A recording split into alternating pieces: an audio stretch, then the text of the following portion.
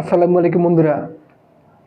আমরা দেখতাছি ইসলামী যেই দলগুলো আছে, ১০ দলের একটা সমঝোতা হয়েছে।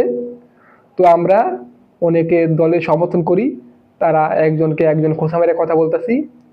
আসলে এটা ঠিক নয়, তারা তো কিছু বলতেছে না। তো আমাদেরও এইসব বিষয়ে কথা কওয়া উচিত হবে না। এখনো অনেক সময় আছে, প্রায় ২০ দিনের মতো আছে। এখনো সমঝোতা হয়নি, তাতে সমঝোতা হবে। তাদের একটা সমঝোতা হলেই দেশে মুসলমানদের জন্য, দেশের মানুষের জন্য ভালো হবে। তারা ক্ষমতার সম্ভাবনা থাকবে। তো আমরা যদি আগেই তাদেরকে বিভ্রান্ত করি, উস্কানি দেই, তাহলে তো হবে না। আর যে যার যোগ্যতা অনুযায়ী আসন চাবে। যে জায়গায় যার ভোট বেশি, সে তো সেই জায়গায় আসন চাবে। সে তো এমনি বলবে যে আমার এই জায়গায় ভোট বেশি আছে, তো এই আসন এটা আমি চাইতে পারি। এখন চলতেছে, জরিপ চলতেছে, নিরপেক্ষ জরিপ চলতেছে একদম। এটা একদম সলিড জরিপ। এই জরিপে যার যত আসন উঠতে আসবে, তো বড় বড় ওই যে বলতে গেলে জামাত এবং ইসলামী আন্দোলন, এই দুটা দল নিয়ে জরিপ চলতেছে। কারণ ইসলামী আন্দোলনের ভিতরে অনেক অসন্তোষ দেখা গিয়েছে।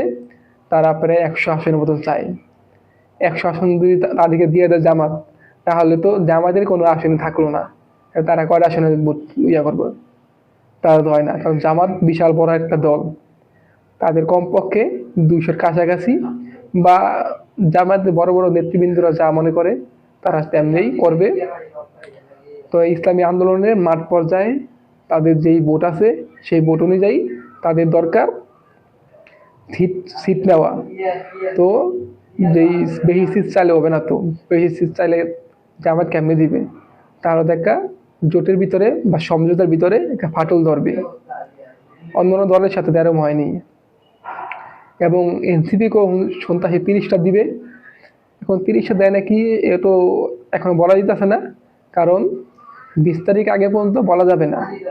২০ তারিখের আগে, ২০ তারিখ পরে মনোনয়নপত্র আর প্রত্যাহার করা যাবে না। তো তারপরে থেকে বলা যাবে। এই পর্যন্ত আমাদের ধৈর্য ধারণ করতে হবে এবং দোনো পক্ষকে বুঝাতে হবে কাদের কোন জায়গায় কত আসন আছে এবং যৌক্তিক অনুযায়ী আসন বন্টন করা। তো বন্ধুরা, এই পর্যন্তই। আল্লাহ হাফেজ।